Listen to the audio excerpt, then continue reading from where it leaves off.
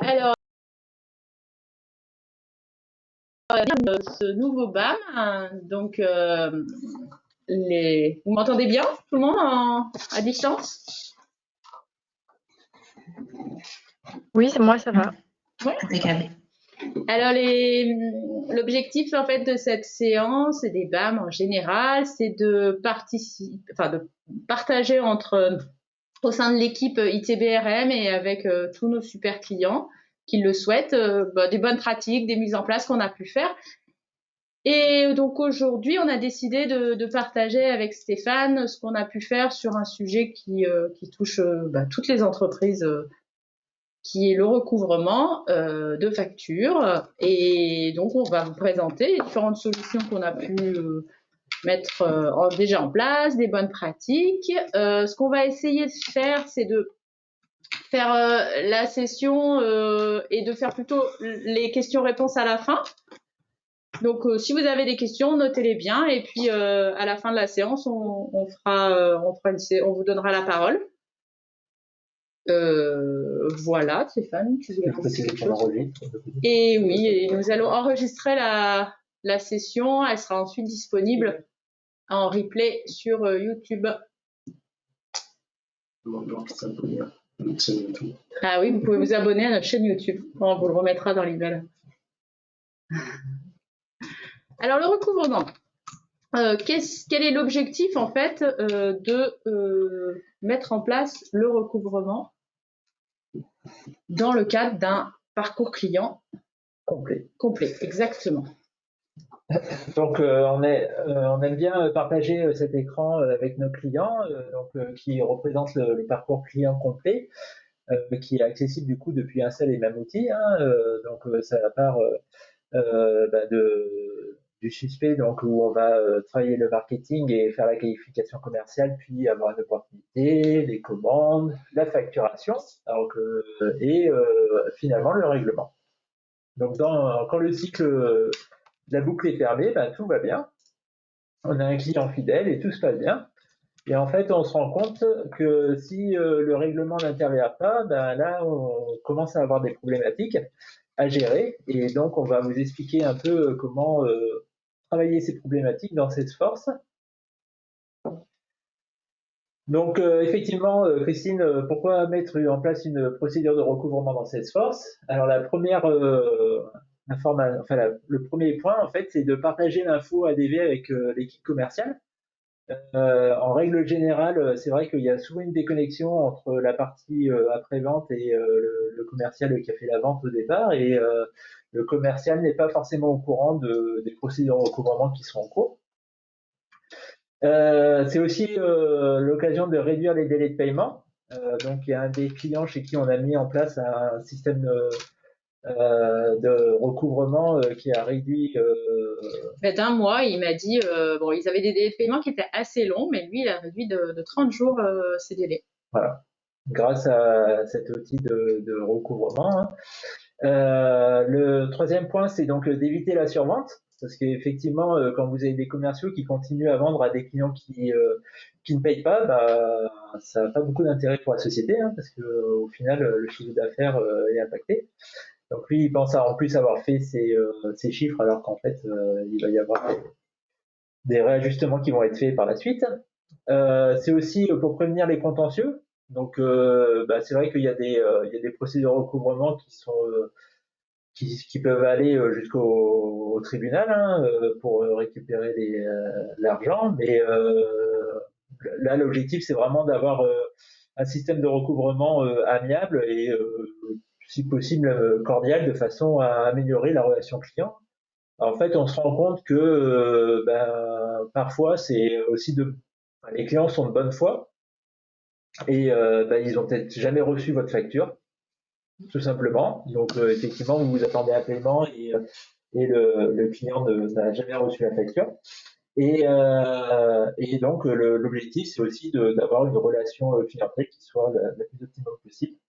Et au final, l'objectif final, c'est quand même d'avoir une trésorerie qui est saine. Et donc, quand on a effectué une facture, de la même façon qu'un client peut demander où en est le statut du projet, et ben, c'est normal que le fournisseur demande où en est le statut de sa facture.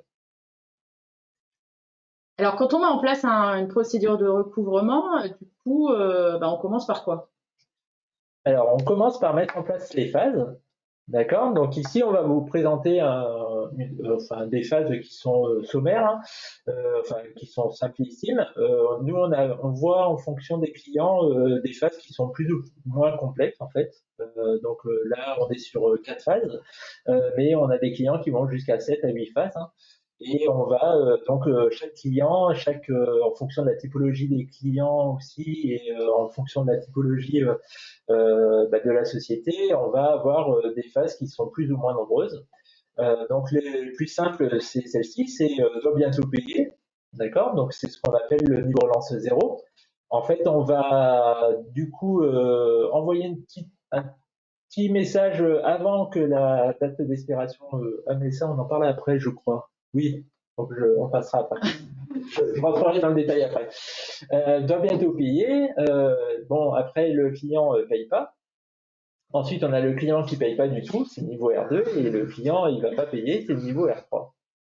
Alors, qu'est-ce qu'on va faire pour chacune de ces phases? Donc, en effet, l'objectif, c'est après, sur l'ensemble de ces phases, d'essayer de mettre sur papier qu'est-ce qui va déclencher le passage d'une phase à l'autre et qu'est-ce qu'on souhaite, quelle communication on souhaite faire avec le client. Donc là, on vous propose un exemple qu'on a structuré sous forme de tableau, mais on encourage vraiment nos clients à se poser et à se dire, voilà, une fois que j'ai décidé les différentes phases, qu'est-ce qui va faire passer un client d'une phase à l'autre et qu'est-ce que moi comment je veux communiquer sur chacune de ces phases avec mon client. Donc voilà, donc pour la première phase, le doit bientôt payer. Donc par exemple, on peut mettre un déclencheur qui, à la date 5 jours avant la date d'échéance de la facture, qui va envoyer un petit message de rappel au client en disant, on vous rappelle que vous avez une facture pour laquelle un règlement est attendu à telle date. Donc ça va être une action une alerte d'échéance imminente, pardon. Et le canal qu'on va utiliser, c'est un email automatique. Voilà, ça c'est la première chose.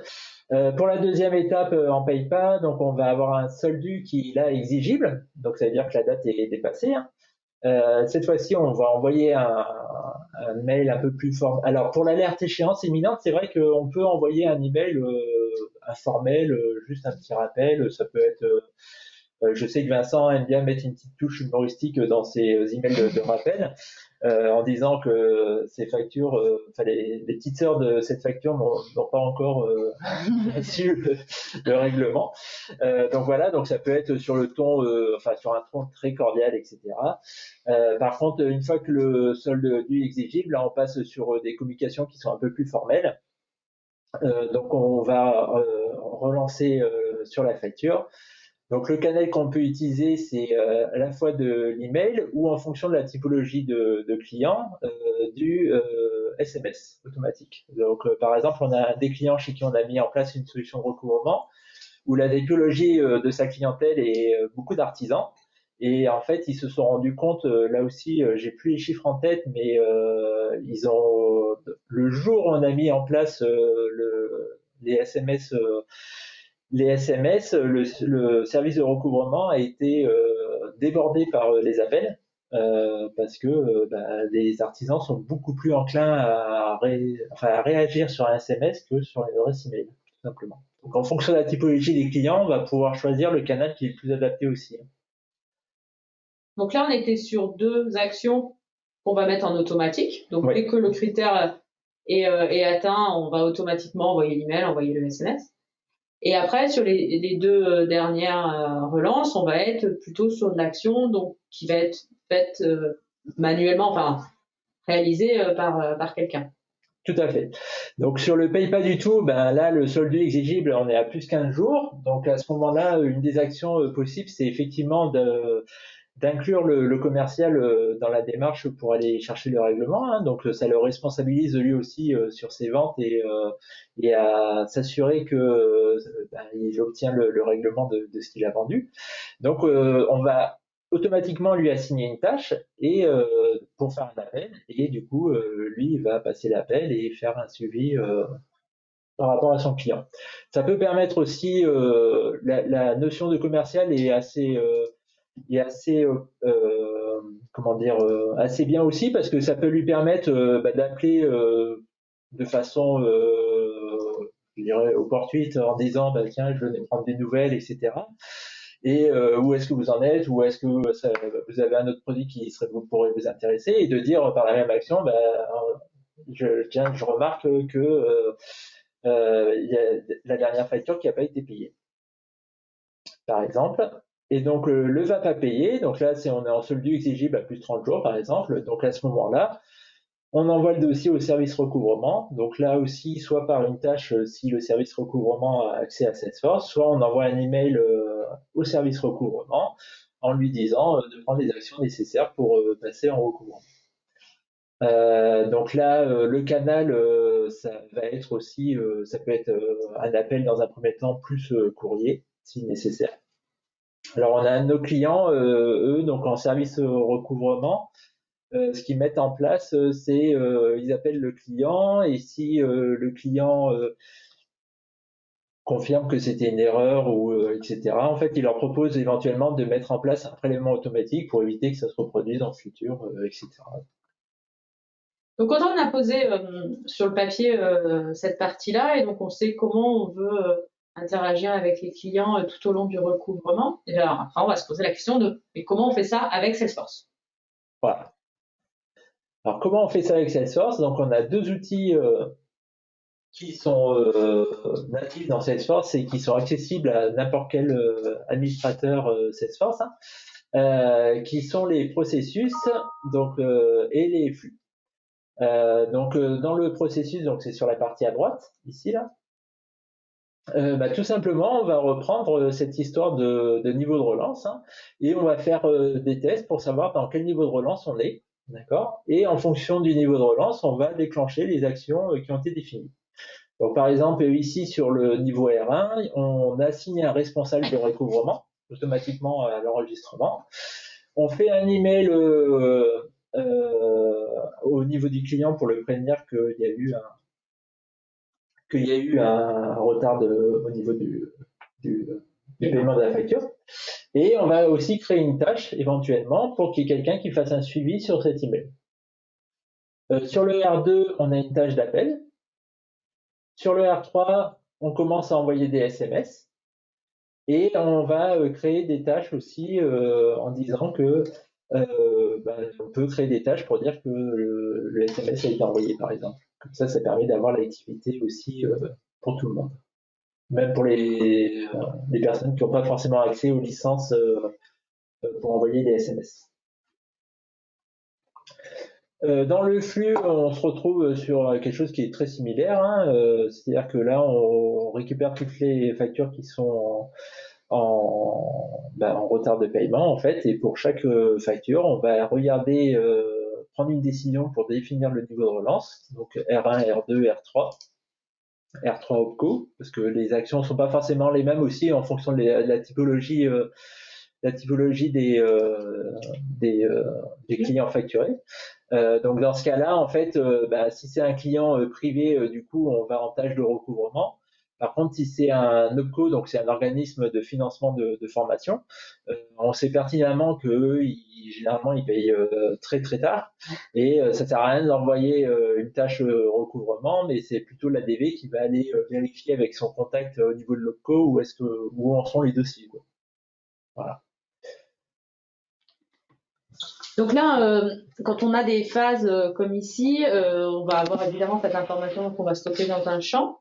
Donc il faut aussi prévoir le processus de remise à zéro de ce champ quand le recouvrement a été efficace. Et ce qu'on peut vous conseiller aussi, c'est de toujours bien utiliser l'historisation sur ce champ. Parce que du coup, sur le compte, on saura qu'il est passé dans un mode de recouvrement et qu'il est revenu à zéro. Sinon, on va perdre cette information-là. Et donc, ça peut être quand même des fois intéressant d'avoir un historique sur ce champ. Oui, alors on peut avoir un historique sur ce champ. Il y a certaines étapes aussi où ça va nous intéresser vraiment de savoir à quel moment, par exemple, on est passé en étape R3. Et donc, en dehors de l'historique, on va aussi aller stocker cette date à un endroit bien précis de façon à ce que on sache quand est-ce que le client passe en R3. Et ça peut être la dernière date R3 connue aussi, hein, ce qui fait que du coup, on voit si le client passe régulièrement à R3 ou pas, quoi. Ça permet d'avoir un peu de sensibilité sur le risque du client aussi. Donc avant de se lancer dans cette mise en place dans Salesforce, il faut avoir quand même quelques prérequis au niveau de Salesforce. Donc on a essayé de vous les lister. Ça touche évidemment à la data qui est dans Salesforce. Elle est essentielle à toute action de recouvrement. Donc là, on est sur un élément où on ne peut pas se permettre de demander un recouvrement sur un client qui ne serait pas dans ce cas-là. Ça serait évidemment au niveau de la relation client de mauvaise augure. Donc du coup, la qualité de la data, elle est essentielle. Et au niveau des datas qui sont importantes, on a essayé de les lister ici. Voilà, donc quels sont les prérequis donc effectivement, la donnée essentielle, en fait, c'est savoir quel est le seul client, quel est l'encours client. Est-ce que le client a un encours chez nous ou pas? Et est-ce que il est censé nous avoir payé ou pas? Sans cette information, ça va être compliqué de mettre en place un système de recouvrement dans Salesforce. L'autre prérequis, c'est aussi d'avoir un contact de facturation et ses coordonnées. Parce qu'il n'y a rien de plus compliqué de contacter quelqu'un qu'on ne connaît pas. Donc si le commercial a le contact de facturation dans son téléphone portable, c'est très bien, mais si c'est pas dans Salesforce, ça devient un peu plus compliqué. Donc quand on met un système de recouvrement, il faut également s'assurer qu'il y ait une phase de nettoyage et de s'assurer que les données de facturation, enfin de contact de facturation et les coordonnées dans le système sont correctes, hein. Donc pour les deux derniers points, donc la date d'exigibilité ainsi que les factures, c'est effectivement préférable de les avoir, d'avoir ces informations, même si on peut s'en passer, mais ça simplifie quand même la procédure si on les a dans Salesforce. Alors, on a une petite question à vous poser. Donc, vous pouvez réactiver vos micros, les personnes à distance. C'est le moment de répondre.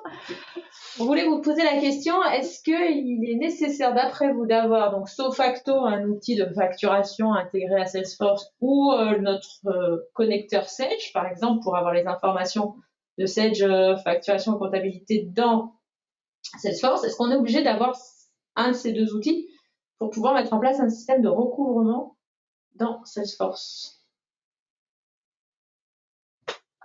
C'était les gens à distance. Les gens à distance peuvent répondre en réactivant leur micro. Et je propose à Fred de répondre. Écoute, À moins que quelqu'un à distance souhaitait. On a Olivier qui. Allez, Olivier. Ouais, c'est Florian, mais c'était le piège. Je pense qu'il faut, oui, pour avoir au moins les 4 champs que vous avez demandé, il faut au moins Sofacto ou Sage, quoi. Et notre avis moi, je pense que c'est une question piège. On n'est pas obligé d'avoir l'un, puisqu'on peut renseigner ces informations par la main sur Salesforce. Alors Stéphane, c'est quoi la réponse? Alors effectivement, Frédéric, et pourtant il ne connaissait pas le slide, je tiens à le préciser, même s'il fait partie de l'équipe, on l'avait pas prévenu, même si c'est son anniversaire aujourd'hui, hein, on lui a pas fait un petit cadeau en lui donnant la bonne réponse. Donc effectivement, non, ce n'est pas obligatoire d'avoir Sofacto ou un connecteur Sage. Alors c'est sûr que ça simplifie d'avoir ces systèmes en place pour mettre la mise en place d'une procédure, mais rien ne vous empêche de remonter l'information manuellement dans Salesforce de façon hebdomadaire et à ce moment-là de pas forcément avoir quelque chose en temps réel, mais de quand même avoir l'information disponible dans Salesforce pour les commerciaux. Après, on peut avoir des systèmes aussi de remontée qui sont sur un autre outil de facturation, par exemple, et on va pas remonter toute l'information comme on peut l'avoir dans le connecteur Sage où on a là vraiment la totalité, on a la totale quasiment. mais on va remonter vraiment que le champ et les coordonnées dont on a besoin. Donc, c'est ça, on a un client, par exemple, il remonte l'encours client toutes les nuits, il remonte l'encours client de tous leurs clients, et dès que l'encours est négatif, et ben, ça déclenche l'alerte, quoi.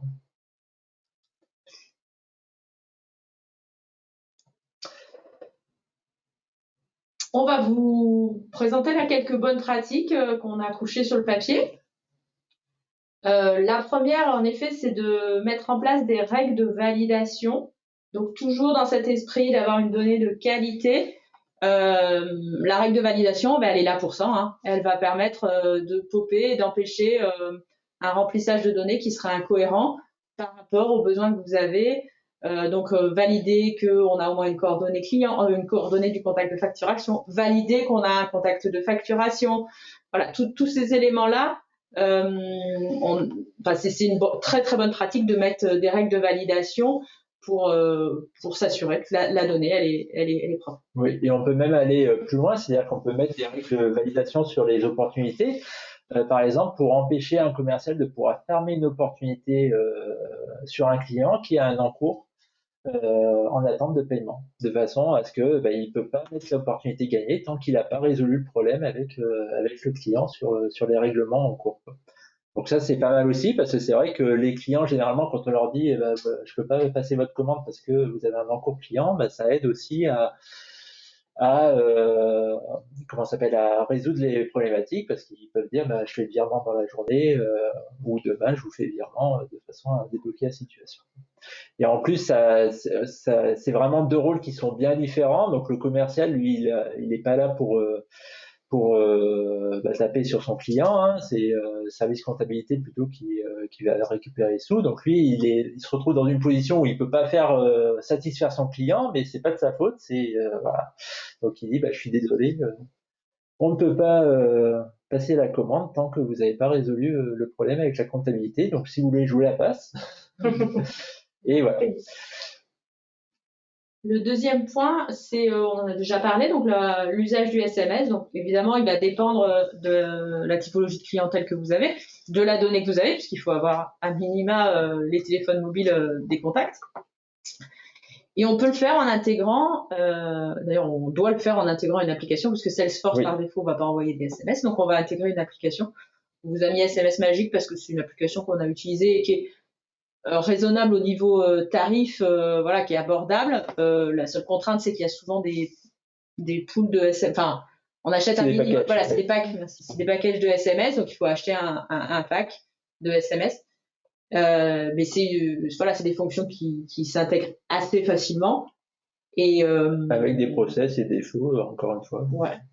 Et des outils comme SMS Magic, mais il y en a en effet d'autres, vont gérer toutes les problématiques d'erreurs de SMS, de numéros, etc. Donc c'est assez, ça se fait assez proprement et assez simplement. Le troisième point, donc, c'est joindre la facture à la relance. Alors, c'est vrai que quand on envoie une relance, c'est bien, mais si le client a jamais reçu la facture, qu'est-ce qui va se passer? Il va vous appeler pour vous dire j'ai jamais reçu la facture, donc il va falloir que quelqu'un lui envoie la facture. Donc, si on a la possibilité, c'est mieux de directement joindre la facture à la relance, de façon à pas avoir ce nouveau ping-pong entre le client et nous-mêmes. Dans le quatrième point, donc effectivement, s'il y a un client qui a plusieurs factures qui sont en attente de règlement, en retard de règlement, pardon, on va essayer de faire plutôt une relance consolidée par client. Alors ça, c'est possible, mais ça ajoute une petite problématique dans Salesforce. C'est vrai que c'est un peu compliqué à mettre en place, un peu plus compliqué à mettre en place, surtout si on veut joindre la facture à la relance, parce que il faut, on n'a pas de moyen simple d'aller chercher tous les fichiers PDF de toutes les factures qui sont relancées, donc ça ajoute un peu de complexité oui, dans cette procédure. Et dans les bonnes pratiques, le dernier, donc comme j'en ai déjà parlé, c'est mettre en place un prélèvement, parce qu'effectivement, quand il y a un prélèvement en place, il y a moins de chances que le client ne paye pas, hein, à part si il a plus d'argent sur son compte. Et là, on rentre dans d'autres problématiques. Alors, on a aussi une autre bonne pratique qui est, comme c'est bien dit, l'iconographie. C'est ça. Donc là, on le voit, bon, c'est vrai qu'à l'écran, du coup, ça rend vraiment, ça pose vraiment l'accent sur des clients qui n'ont pas de problème de paiement, et là, un client, pour le coup, qui a un problème de paiement. Et donc, du coup, ce genre de picto, ça permet vraiment d'aller très vite à l'information et de donner très vite ces informations à l'ensemble des équipes. Donc là, on est sur une vue de liste, mais on sera sur un compte, une fiche compte. On va voir rapidement que ce client-là a un problème de paiement. Donc, c'est vraiment, enfin, le picto, l'iconographie, la couleur, pour des cas comme ça, est vraiment un point intéressant. Oui, parce que là, si on imagine que la liste correspond à une liste d'appels pour le commercial pour la journée, bah, du coup, il va prendre sa liste et tout de suite, il va se dire, bah, tiens, aujourd'hui, j'ai 2 clients que je dois rappeler et ces 2 clients, il y a des problèmes de règlement dessus, donc il va gérer la chose un peu différemment aussi et pas être surpris si il a un client un peu hostile au bout du fil aussi.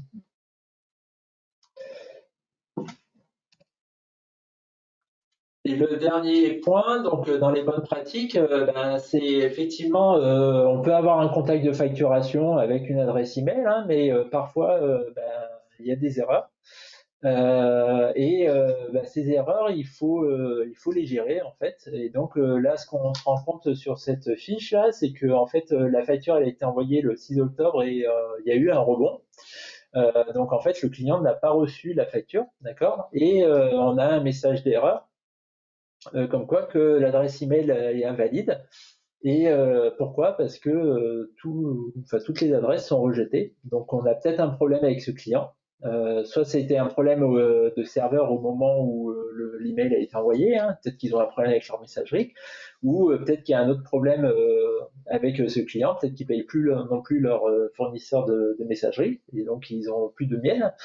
Donc voilà, donc là du coup on va pouvoir prendre des actions sur ce genre d'alerte en fait, et de la même façon assigner une tâche à la DV par exemple en disant attention, le contact de facturation de ce client, on n'a pas réussi à le joindre, donc il faudrait essayer de le joindre par téléphone pour résoudre le problème.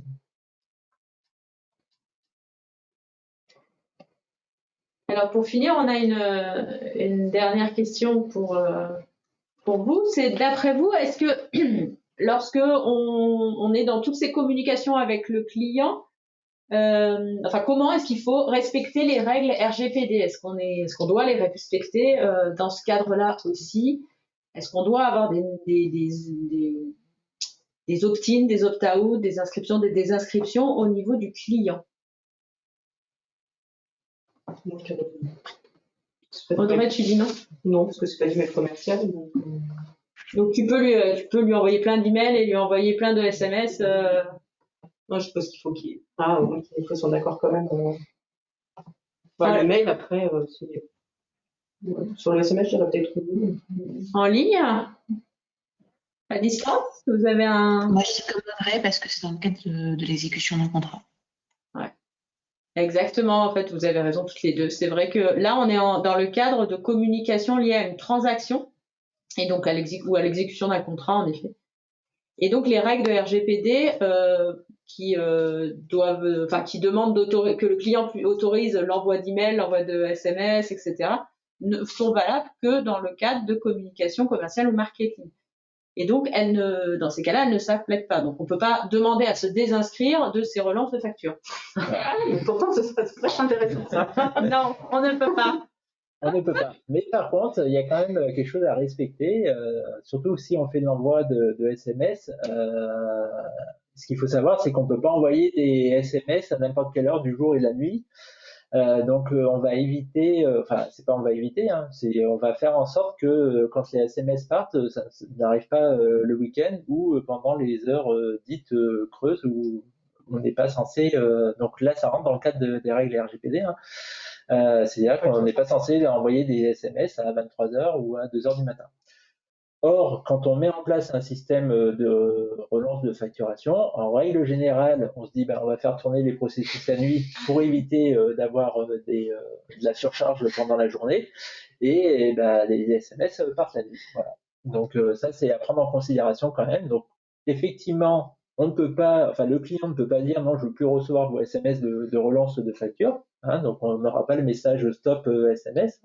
Donc ça, c'est de la même façon.